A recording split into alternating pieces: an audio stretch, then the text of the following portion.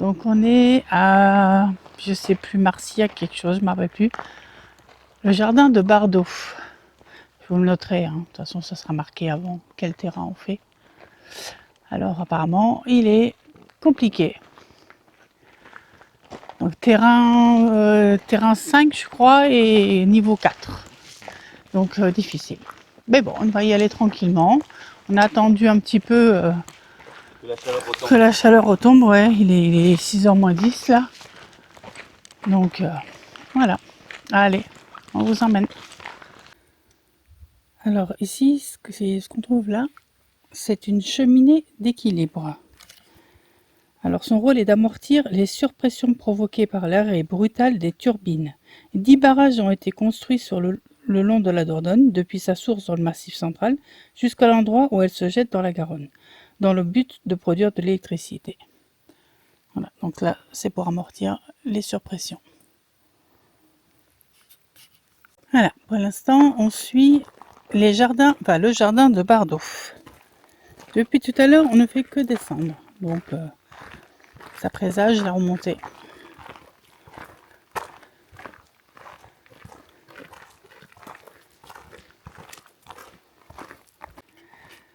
Bon, on descend toujours. Ça va faire 20 minutes presque qu'on descend.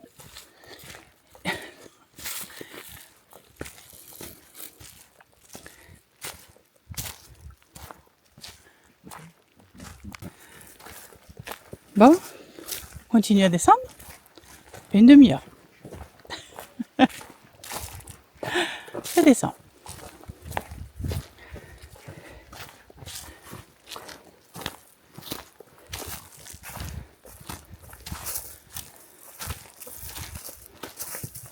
Après, on est bien, hein.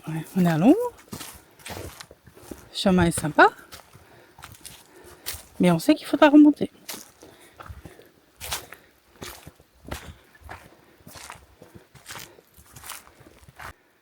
Du coup, là, bah, ça doit être le tube des versoirs qu'on a vu un petit peu plus haut, qui se jette en bas dans la Dordogne. À tes souhaits. La conduite forcée. Vous êtes au point 3 du schéma ci-contre. Ah bah on est qu'à mi-chemin alors, on est là. Voilà. Longue de 360 mètres et d'un diamètre dégressif de 2,10 m à 1,90 m, la conduite forcée représente 300 tonnes de métal. Hop, j'essaie de vous montrer parce que ça va jusqu'en haut. La chute brute maximum entre le niveau du lac de Marcillac-la-Croisille à 492 mètres et la restitution dans le lac de Chastan est de 234 mètres. Vous apercevez à l'aval les toits de l'usine Marcillac à la Croisille où deux alternateurs d'une puissance unitaire de 15 000 kW produisent en année moyenne 60 millions de kWh.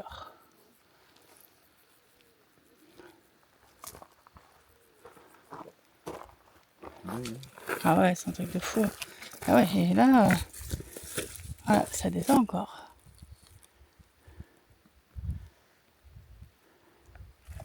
C'est dingue. On entend de l'eau.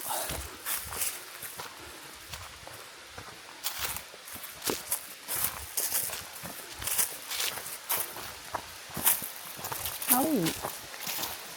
Ah, c'est joli.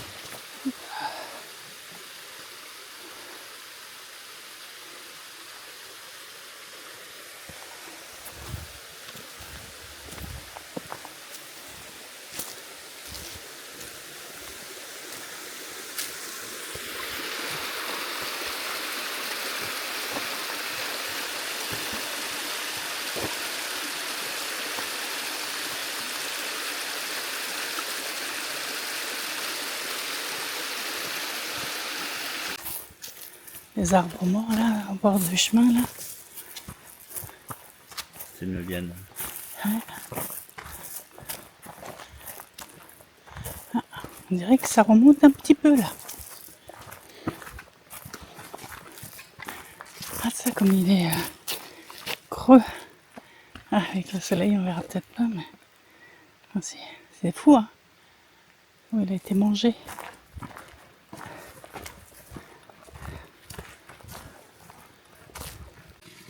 Encore de l'eau.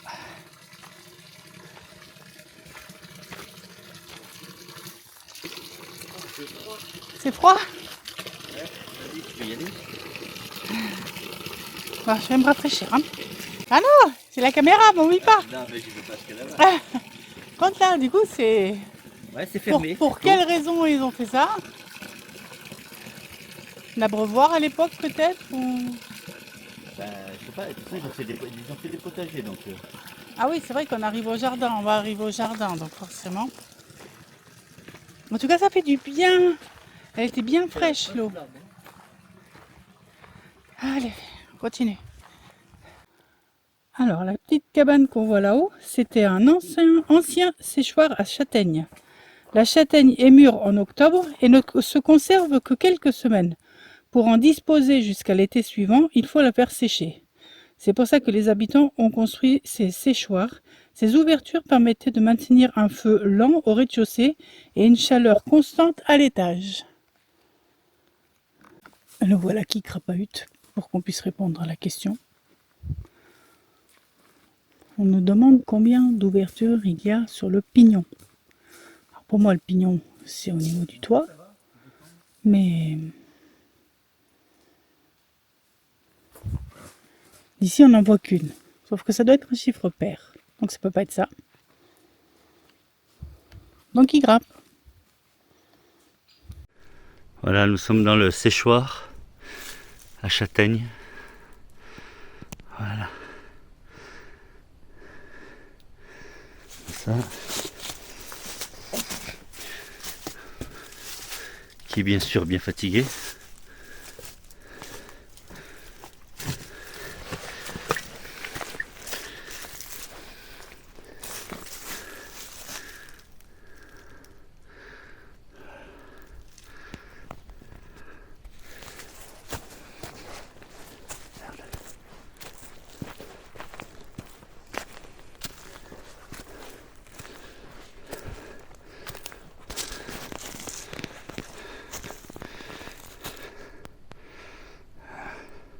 Coucou.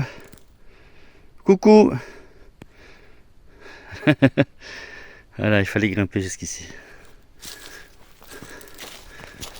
Alors on arrive là dans le jardin de Bardot. Donc il y a une petite grille là pour entrer.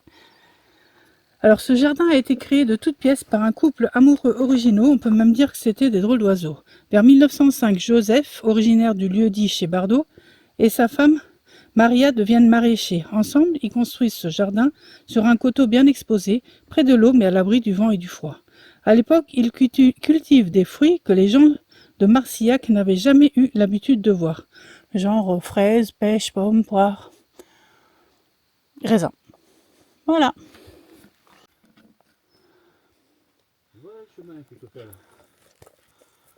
Non, je vois pas trop de chemin. Attends, je vais regarder.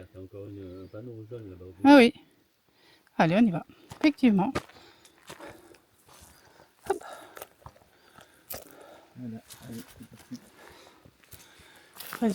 Ça doit être encore un reste de séchoir, ça, je pense, à gauche là. Ou une maison. Ouais.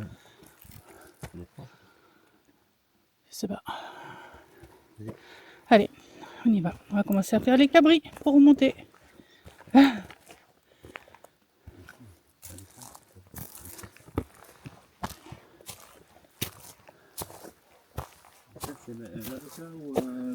Un kiwi? Ouais, je pense que c'est kiwi, ouais. Ça y ressemble en tout cas. Ouais.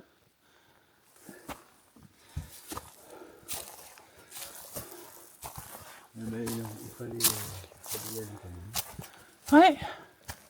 C'est bon, pas le truc. Hein.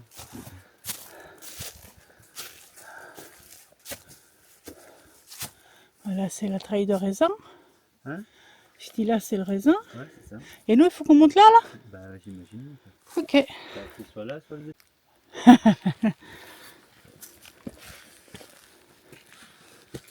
Ça ne pas, hein. Allez, Bah, c'est pour voir ce qu'il y a. Donc là, il y avait le raisin. Ici, on a quoi? Un figuier là-bas. Si vous voyez une plante assoiffée, n'hésitez pas à lui porter secours en lui donnant un peu d'eau. Mignon.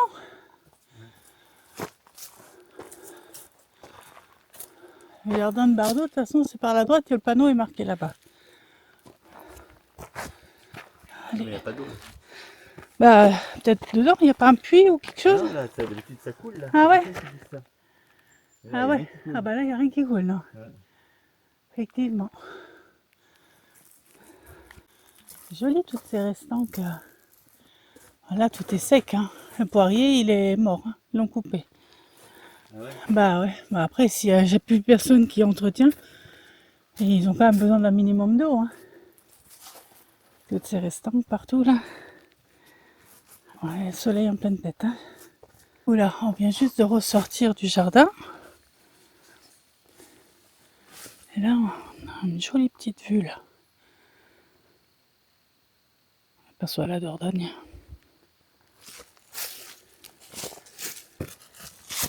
Et on poursuit.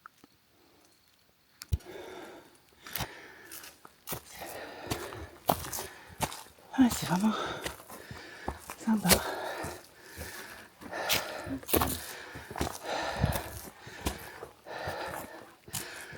Et ben, comme on le disait, on est descendu pour monter. Top, top. Une petite pause dans la montée avec une superbe vue.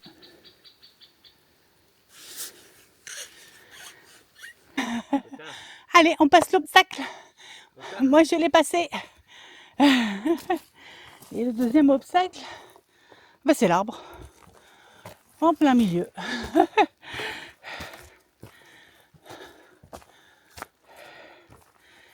Hop là. Ah ouais. Un sacré bout là qui s'est cassé. Le reste est encore de revivant. Non, on va à gauche. Ouais, on va à gauche, ça va. On monte là.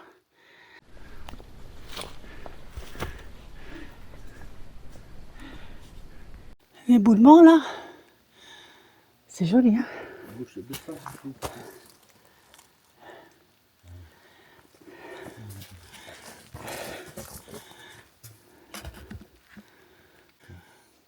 Du coup, ici, là, c'est un aller-retour pour aller à la grotte des Maquisards. Je vous avoue que nous, on n'ira pas.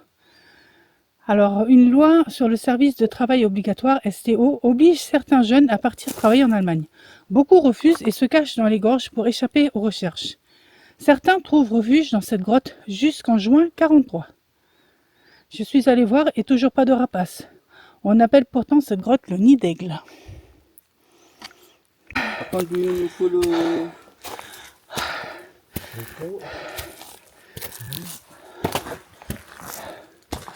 C'est beau là. Pas. Waouh. Ouais. Oh, le paysage. Par contre, c'est en anglais. Allez, plus on remonte, plus la vue est belle.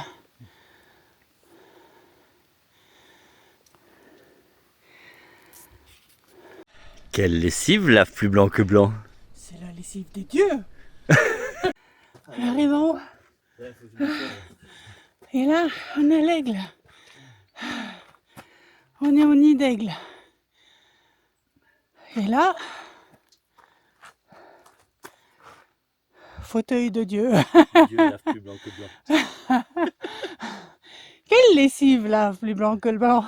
C'est la... des dieux. C'est joli le muret là, en pierre sèche. Là il est 20h, on est parti à 18h. C'est déjà 2 heures qu'on crapahute, qu'on marche. C'est difficile mais vraiment sympa. On a bien fait d'attendre un peu qu'il fasse moins chaud parce que je pense que là en plein soleil, ça aurait été l'enfer. Là dans les sous-bois, pardon, on est vraiment bien. On arrive là à un autre séchoir à châtaigne. Celui-ci a été rénové par contre. Ah, joli.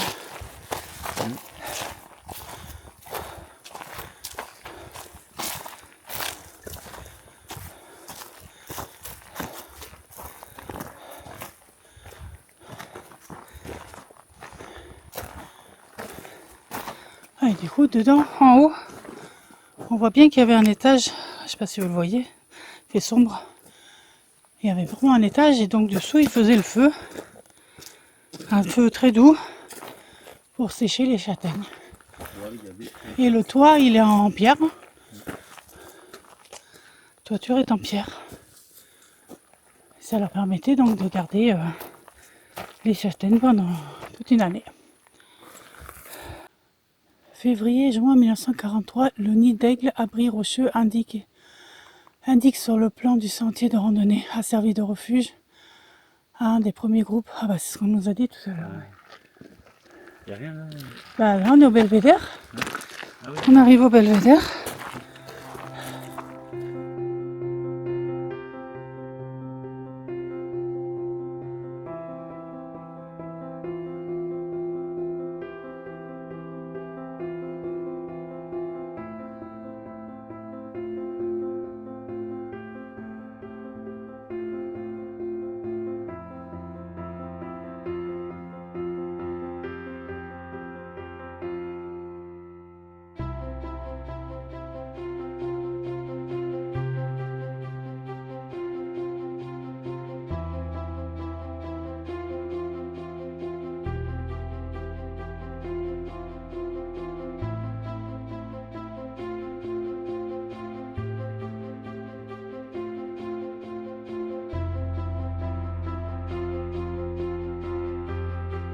Salut les aventuriers.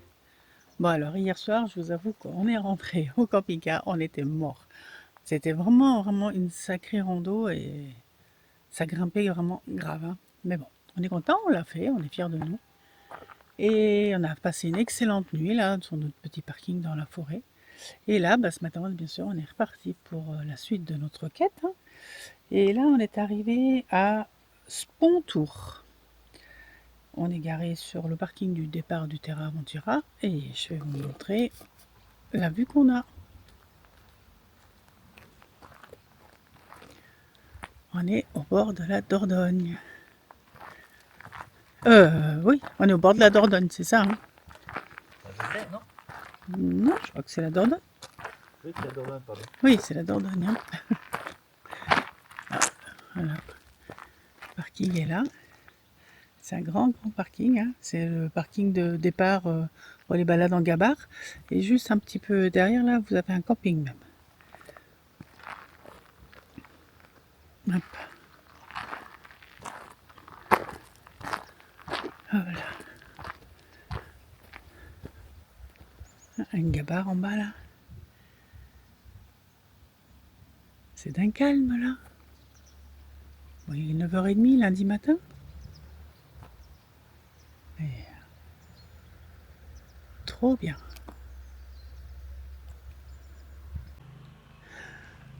Voilà, nous voilà donc partis pour le Terra à Spontour. Alors dans les années 1850, à l'époque 400 embarcations étaient produites chaque année. C'était un record, il paraît. On fabriquait différents modèles de barques à fond plat, le Courpé, le Coujadour, le No, le Gabaro, tous destinés au transport de marchandises sur la rivière. Jusqu'au XXe siècle, le trafic fluvial a eu le vent en poupe. Les gabars convoyaient du bois pour faire des tonneaux, mais aussi du charbon, du cuir, des noix, des châtaignes et même du fromage au Cantal. Du Cantal, pardon. Petite sculpture là. Tout en haut, on dirait l'oiseau des Shadocks. Il y a un monsieur. Ouais, une belle piscine là, du camping. Sympa. Non. Donc en fait, la piscine qu'on vient de voir, non, elle fait pas partie du camping. C'est la piscine de Spontour, du village, avec des horaires d'ouverture. Et là, c'est l'entrée du camping. Bord de la Dordogne. Ils sont bien là. Ah oui. Faut que je pense que tu peux t'y baigner là. Ah bah largement. Ouais. Belle maison. Ouais, celle-là, elle est en train de se faire manger par la végétation. C'est impressionnant. Par contre, celle-ci là-haut, c'est pas le même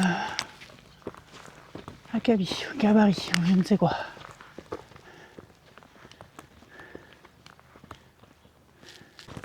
On arrive au lavoir.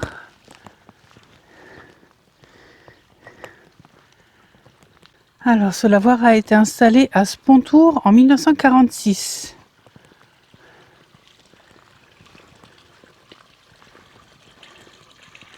C'est clair, tu vois. Ça donne pas envie de la souffler. Ouais, à cause des algues. Ouais. Non, ça donne pas envie du tout. Elle est tellement très chaud. Ouais.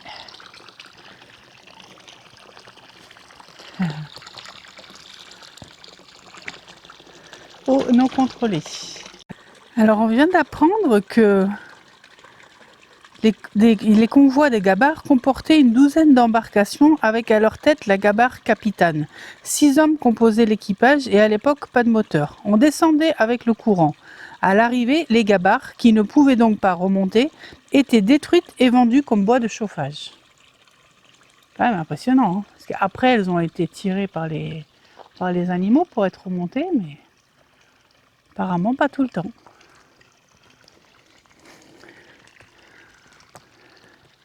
En tout cas, les maisons, elles sont magnifiques. Hein. Elles sont belles. Hein. La pierre est jolie. Oh là là.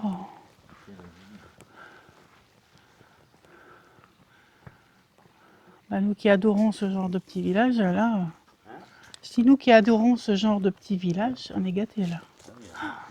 Là, c'est superbe. Ouais, là, la toiture, là. Elle est belle. Tout en pierre. Elle vient d'être refaite en plus. Ouais. Elle est jolie. Superbe. Avec la vue sur les toitures, à droite, on a une jolie roulotte. Le mec il s'est gavé là pour le petit abri. Sympa. Hein. On arrive à l'église.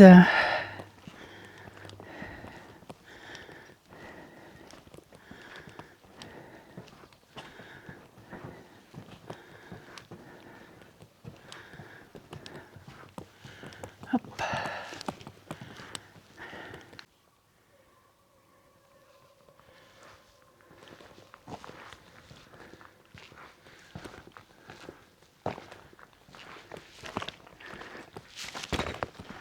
Je vais voir si c'est ouvert.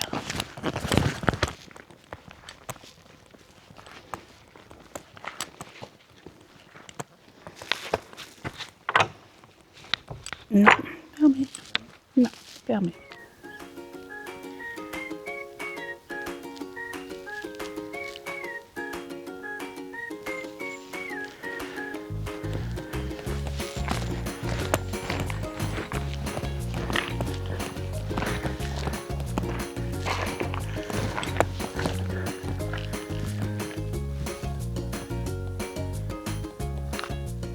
Au-dessus, l'église là-haut, on voit une croix et les rapaces aussi.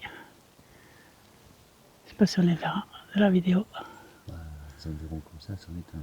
Ouais. Par rapport à ces belles aussi. Ouais.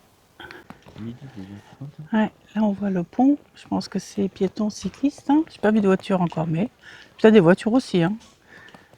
Et en bas on voit l'ancien pont, mais là on peut pas descendre, c'est privé chérie. Ok. Je vais vous montrer parce qu'on apercevait l'ancien pont. Là, je sais pas si vous le voyez là.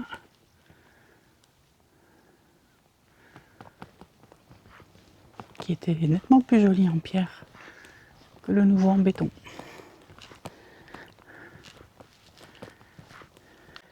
Alors je sais pas s'il y a des marées, mais les bateaux il va falloir qu'ils attendent hein, pour que ça remonte. Hein. Ouais, apparemment le niveau est encore bien bas.